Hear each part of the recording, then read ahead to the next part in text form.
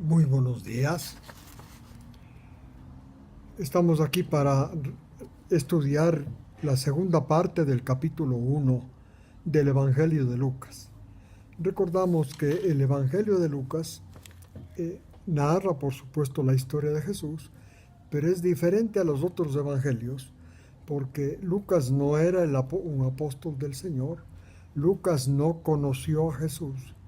Lucas era un médico gentil, pero él, como hemos leído la semana pasada, tuvo mucho interés en juntar todos los datos posibles de todas las personas que vieron o eran discípulos o eran apóstoles de Jesús, para reunir esos datos y escribir la historia de Jesús en la forma más completa posible. Por otro lado, Lucas, además de ser un médico, era una persona instruida en historia. Sabía recopilar datos, sabía ordenarlos. Este es el Evangelio. En otras palabras, este Evangelio, a diferencia de los demás, es una recopilación de las personas, de los informes que las personas dieron, personas que rodearon a Jesús. Bueno, vamos a ver entonces la segunda parte de este capítulo 1 de Lucas.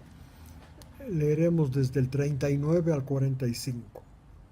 Una vez que María recibió el anuncio del ángel Gabriel, que ella iba a ser la madre de Jesús, pues, de la madre del Mesías, se levantó, dice, en aquellos días, María, y partió a la región montañosa, a una ciudad de Judea, y entró en la casa de Zacarías y saludó a Elizabeth.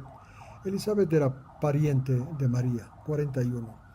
Y sucedió que cuando Elizabeth, la esposa de Zacarías, pariente de María, escuchó el saludo de María, la criatura saltó en su vientre. Ella estaba encinta, como ustedes recordarán, Juan el Bautista estaba en su vientre. Y cuando oyó el saludo de María, Elizabeth fue llena del Espíritu Santo. El infante que estaba en el vientre de ella, saltó de gozo al oír el saludo de María. Esto, entre paréntesis, explica que era un ser vivo, esta criatura que estaba en el vientre de Elizabeth, Juan el Bautista. Estaba de 6 meses encinta Elizabeth.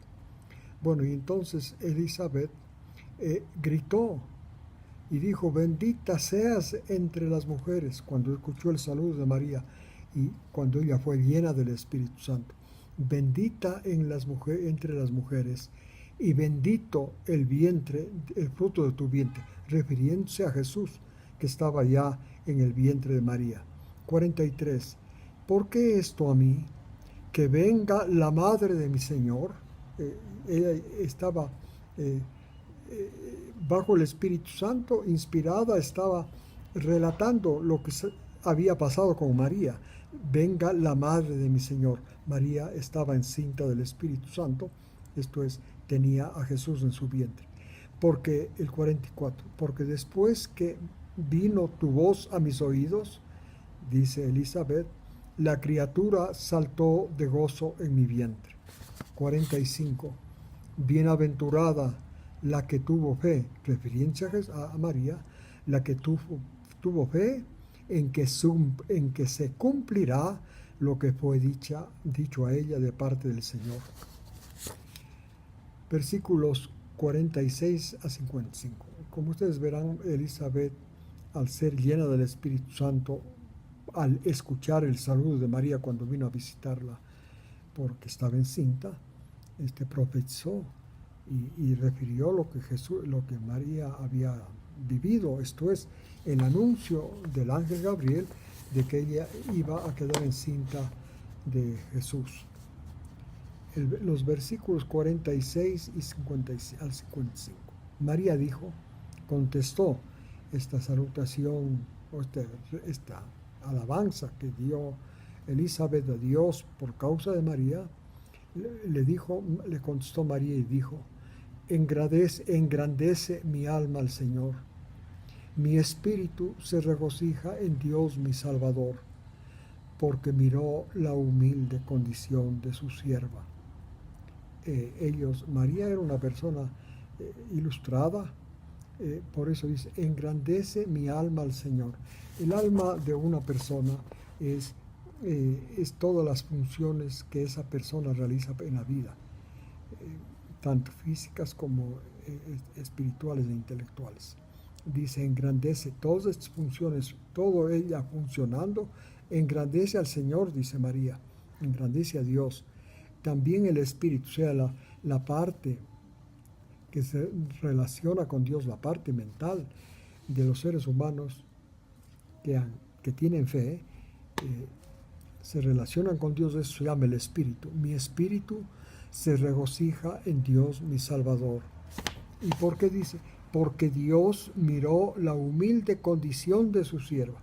María, a pesar de ser una persona de clase alta social, digamos, porque era de la clase sacerdotal, además de ser una persona muy instruida en la Biblia, sin embargo era una persona humilde. Dice, desde ahora todas las generaciones, dice María, me mirarán bienaventurada por el hecho de que ella recibió en su seno la presencia divina y ahí crió Dios hecho carne. Ahí fue el verbo hecho carne. Ella agradece y bendice a Dios por haberle visto a ella, a esta humilde sierva. Dice, desde ahora las generaciones me mirarán bienaventurada, porque en mí hizo lo grandioso el Todopoderoso. Esto es, encarnó en ella Jesús. Santo es su nombre.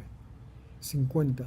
Y su misericordia de generación en generación a los que viven temiéndola. Ella vivía realmente, aunque era observadora de la ley, sin embargo, daba un valor extraordinario a la misericordia de Dios, a la bondad divina. Agradecía porque Dios se había dignado mirarla a ella para hacer que en su útero crezca Jesús. El 50, y su misericordia de generación en generación a los que viven temiendo. Hizo proezas, refiriéndose a la encarnación con su brazo. Disipó, luego sigue diciendo la obra que hace Dios en la humanidad, disipó a los soberbios en los pensamientos de su mente. 52. Bajó de sus tronos a los poderosos y ha exaltado a los humildes. Es Dios el que tiene el poder para intervenir en la mente, en el intelecto humano. Y en el caso de los soberbios, como dice María, pues disipa los pensamientos profundos de ellos. Solo Dios tiene esta capacidad de poder influenciar, obrar en los pensamientos de los seres humanos. Humilla a los soberbios. Dice, bajó de sus tronos, versículo 52, a los poderosos, ha exaltado a los humildes. Este es un principio de Dios con los hombres. Humilla a los poderosos y exalta a los humildes. Exalta a los que tienen necesidad de Dios. Los poderosos y soberbios son aquellas personas que no tienen necesidad de Dios. A los hambrientos, dice el 53, los llena de bienes, pero a los ricos los envía vacíos. 54. Ayudó a Israel, su muchacho, para que recuerde sus misericordias, las misericordias de Dios que hizo en el pasado con Israel. Misericordias tal como ha hablado a nuestros padres, por ejemplo a Abraham y a su descendencia para siempre. Esta fue la gratitud, la oración de alabanza a Dios de parte de María. María, la madre de Jesús. María, dice en el versículo 56, se quedó 3 meses más con su pariente Elizabeth, y luego fue a su casa. O sea, María no se quedó para el parto de Elizabeth. Justamente unos días antes de que dé a luz Elizabeth a Juan, María se regresó a su casa. Versículos 57 al 66. Cuando a Elizabeth se le cumplió el tiempo del alumbramiento, dio a luz un hijo. 58. Y oyeron los vecinos que Elizabeth, la estéril, había dado a luz. Los parientes de ella, junto con los vecinos, se regocijaron por la misericordia que Dios había mostrado con Elizabeth, porque la había engrandecido. Y estos parientes y vecinos se felicitaban con ella por el hecho de que ella, la estéril, ahora había dado a luz un hijo. 59. Al octavo día fueron a circuncidar al niño, y allí pues en el templo donde circuncidaban, las personas que oficiaban el templo le quisieron poner el nombre de Zacarías al hijo de Elizabeth, porque ese era el nombre de su padre, ¿no es cierto? Zacarías. 60. Y respondió su madre: no puede ser Zacarías, porque se llamará Juan. Y entonces los que oficiaban la circuncisión le dijeron a ella: nadie hay en tu familia que sea llamado con ese nombre. Y entonces su padre, Zacarías, que también estaba presente ahí, se llamó, intervino, y dijo, y hizo señales para que le pase una tablilla. Y entonces y escribió en la tablilla su nombre será llamado Juan. Todos, al ver lo que escribía, se maravillaron, porque coincidía con la petición de Elizabeth. Elizabeth, a su vez, también estaba informada que a su esposo el ángel, cuando le anunció que iba a quedar Elizabeth encinta, le dijo que el nombre sería Juan. Efectivamente, nadie había tenido ese nombre en la familia de Zacarías. Por eso a los judíos les extrañó que le pongan el nombre Juan.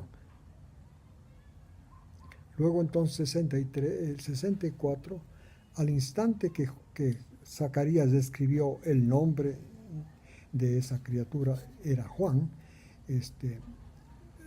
pudo hablar, se abrió su boca y pudo hablar, y empezó a hablar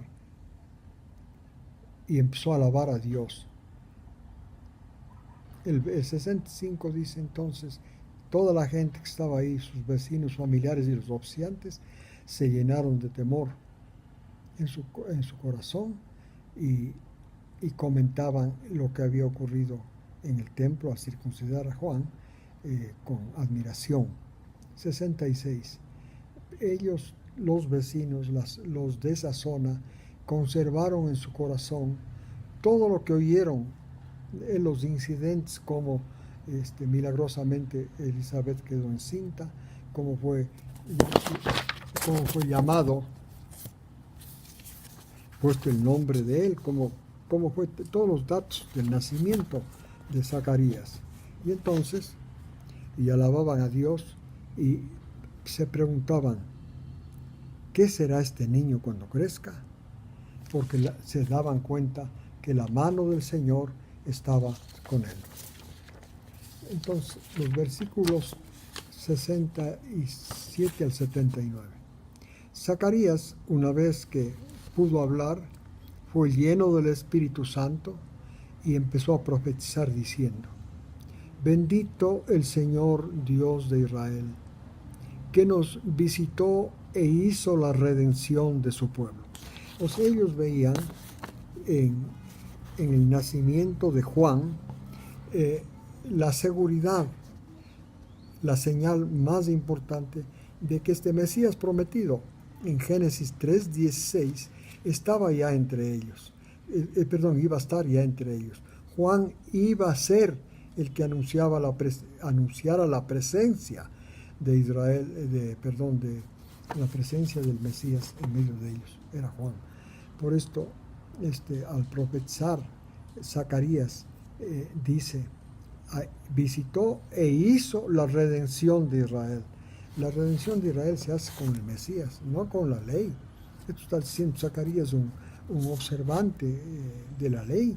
Se dio cuenta que la ley no lo ponía en unión a la raza humana, bueno, a los israelitas mayormente, con Dios. La ley no había podido hacer eso. Solamente el Mesías. En el Mesías, Dios iba a hacer la redención de su pueblo. Y por eso dice en el versículo 69, nos levantó un cuerno de salvación, refiriéndose al Mesías que estaba próximo para nacer, porque su hijo Juan era el que iba a anunciar la presencia del Mesías en Israel. Dice, nos levantó un cuerno de salvación en la casa de Israel, en la casa de David, su siervo. 70. Como anticipó Dios desde tiempos antiguos, por la boca de sus santos profetas, la presencia del Mesías para hacer la redención de Israel. 71. Nos dará en él, en el Mesías, la salvación de nuestros enemigos. Estos enemigos no identificaban tanto a sus enemigos espirituales, esto es a Satanás, sino más bien a los enemigos físicos, a los enemigos que eran hostiles a Israel, a los que les rodeaban. Seguía diciendo, la presencia del Mesías que va a anunciar Juan es para hacer la misericordia a nuestros padres, para recordar el pacto santo. No está hablando del pacto mosaico, dice el juramento que juró a Abraham, nuestro padre. Está hablando del pacto nuevo que iba a realizar, celebrar Dios cuando el Mesías esté en la tierra. Ustedes recuerdan que este pacto ocurrió cuando estaban celebrando la cena que pocas horas antes que Jesús fuese crucificado. Está refiriéndose a eso, que para esto venía el Mesías, para celebrar el pacto nuevo, el pacto santo, porque ese era el pacto de la salvación. El pacto antiguo era solamente para condenación. Ustedes pueden leer esto en 2 Corintios capítulo 3, todo el capítulo. 74. Así es que Dios le sigue orando, Zacarías, digamos, una oración profética. Dice, concédanos que entonces, librados de las manos de nuestros enemigos, les sirvamos. 75. En santidad y justicia, delante de Él todos los días de nuestra vida. Entonces, habló Zacarías de que la presencia del Mesías, anunciada por su hijo, que iba a ser anunciada por su hijo Juan, traería la santidad y la justicia del pueblo de la fe durante nuestra vida. Y luego en el versículo 76 dice, y refiriéndose al niño, y tú, niño, le dice Zacarías a su hijo, profeta del Altísimo serás llamado, porque irás delante del Señor, delante del Mesías, para preparar su camino. Recordemos que la preparación del camino era hacer que los israelitas dejen de centrarse en la ley y se pongan a centrar en la gracia. Y entonces, esto es lo que dice del niño. Luego en el versículo 77 dice, y nos dará el conocimiento de la salvación. Esto es el Mesías, a quien Juan iba a anunciar y anticipar, para dar conocimiento de la salvación a tu pueblo por la remisión de sus pecados. 78. Por la entrañable misericordia de nuestro Dios, en que nos visitó desde lo alto. La visita que está refiriéndose es que el Espíritu Santo cubrió con su sombra a María y ella quedó encinta de Jesús, del Mesías, de este Salvador, de este cuerno de salvación, de este glorioso Salvador, para iluminar, dice a Jesús, para iluminar a los que habitan en obscuridad y viven en sombra de muerte, y guiar nuestros pies por camino de la paz. Esta es la obra de Jesús el Mesías, sacar de las tinieblas a la luz en su vida, y todos los que se juntan a Él son sacados de las tinieblas a la luz, y para guiar nuestros pasos en un camino de paz. Muy bien, así terminó su profecía Zacarías, una vez que ya nació y creyó en la orden del ángel que le dijo, le pondrás por nombre Juan. 80. El infante crecía y se fortalecía en espíritu y vivió en los lugares desiertos hasta el día que se mostró a Israel. Les agradezco por haber participado en esta segunda parte del estudio de Lucas capítulo 1. Les invito a que la próxima semana nos acompañen en el capítulo 2.